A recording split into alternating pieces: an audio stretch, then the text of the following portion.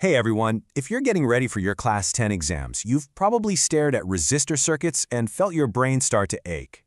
But what if I told you that you can master all of it by just understanding two really simple ideas? Well, today we're going to demystify series and parallel circuits once and for all. Let's jump right in. So, take a look at these two diagrams. Now, at first glance, they might seem kind of similar, right? But they show two completely different ways for electricity to get from point A to point B. Think of it like this. Are you on a single highway with no exits, or are you on a road that splits into multiple smaller streets? Answering that one question is the secret to unlocking every single circuit problem you're going to face.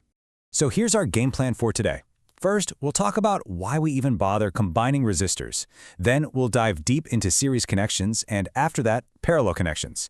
Then the fun part. We're going to solve some exam-style problems together. And finally, I'll wrap it all up with a super quick recap to make sure you're totally ready.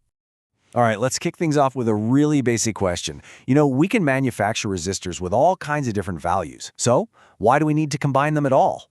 It's a great question, and the answer is actually really practical.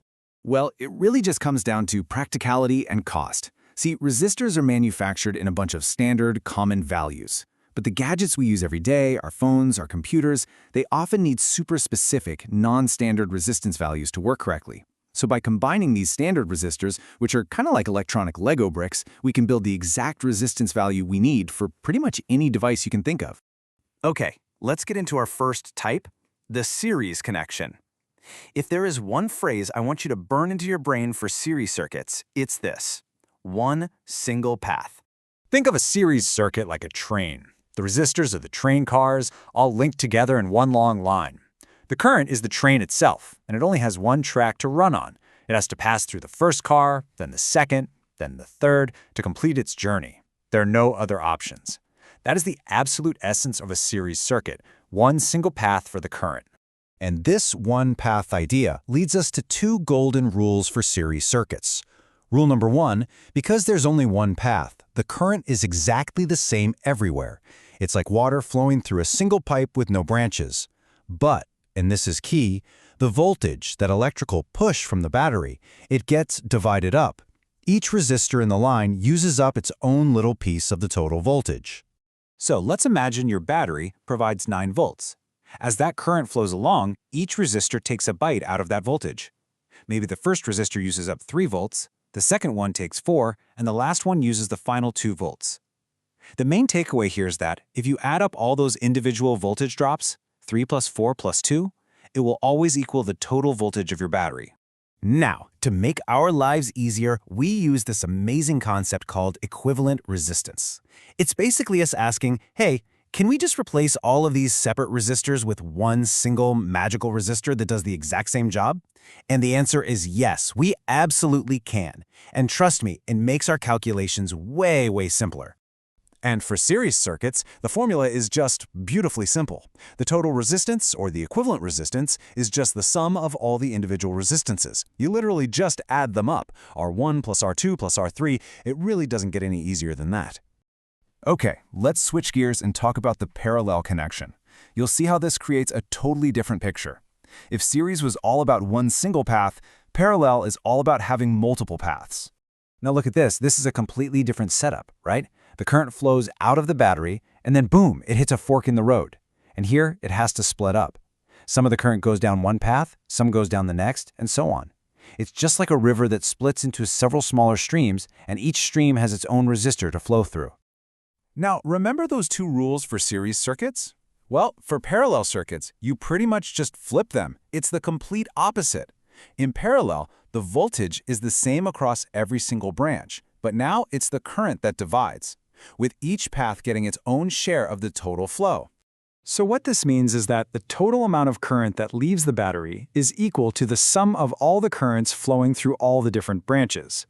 The river splits into streams, the streams flow through their paths, and then they all rejoin at the end. The total flow of water is the same as what you started with. Okay, the formula for equivalent resistance here is a little bit trickier, so you got to pay close attention. We add the reciprocals of the resistances. So it's 1 over Rp equals 1 over R1 plus 1 over R2, and so on. Now, a super common mistake on exams is that people calculate the right side of the equation and then they forget to flip the final answer to find RP, not 1 over RP. Please don't let that be you. All right, theory is great and all, but let's actually put it into practice. This is where we're going to learn the exact method you can use to confidently crush those numerical problems in your exam.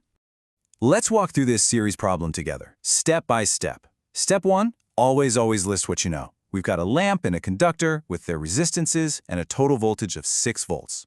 Step 2, they're in series, so we find the total resistance by just adding them up. 20 plus 4 gives us 24 ohms. Simple. Step 3, now we use our master key, Ohm's law, to find the total current.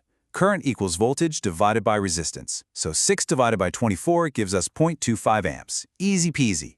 And step 4, we can find the voltage across each part. And look at that. The 5 volts for the lamp plus the 1 volt for the conductor adds up perfectly to our total of 6 volts. See, it just works. Now let's do a parallel problem. Step 1, again, list our knowns. 3 resistors and a 12-volt battery. Step 2, find the total resistance using that reciprocal formula. After we do the math, we find that 1 over RP is 1 over 3, so RP must be 3 ohms. Step 3 is the real key here. Because the voltage is the same across every branch, 12 volts, we can use Ohm's law on each branch separately to find the individual currents. And for step 4, just to check our work, we add up those individual currents, and what do you know? We get a total of 4 amps. This step-by-step approach will never let you down. Okay, let's take a breath and pull everything we've just learned together. This next slide, this is your ultimate cheat sheet. It's perfect for that last-minute revision right before you walk into your exam. Seriously, this table is your golden ticket. Let's break it down. In a series circuit, the current is always the same. The voltage splits up, and the total resistance just adds up and gets bigger. In a parallel circuit, it's the opposite. The voltage is the same everywhere, the current splits up, and the total resistance actually goes down. If you can just remember this table, I promise you, you are well on your way to mastering these circuits. And here is a fantastic little rule of thumb that will help you check your work in a flash. In a series circuit, your final answer for the total resistance has to be bigger than your single biggest resistor. But in parallel, your final answer must be smaller than your smallest resistor. It's just a quick sanity check to make sure you haven't made a simple mistake. It's a lifesaver. So, to leave you with one final thought, think about the lights in your house. If one of the light bulbs burns out, do all the other lights in the room go off with it? Of course not. They stay on. That tells you the circuit isn't broken, and that's your clue that they have to be wired in parallel, giving the electricity multiple paths to take. If they were in series, that one burned-out bulb would break the single path, and poof, your whole house would go dark.